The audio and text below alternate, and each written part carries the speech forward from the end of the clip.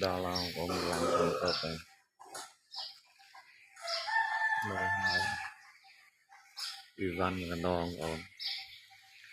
liền lại cô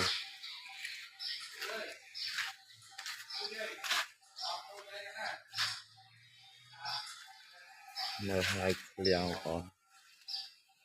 mơ pro chan mơ hai mà một hào ổn khôn khôn tư để khôn đấy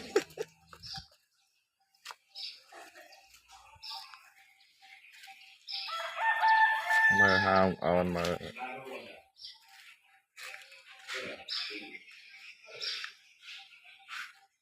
ưng một chọc trôi tờ cô ổn cô lệnh như kia chọc tiệt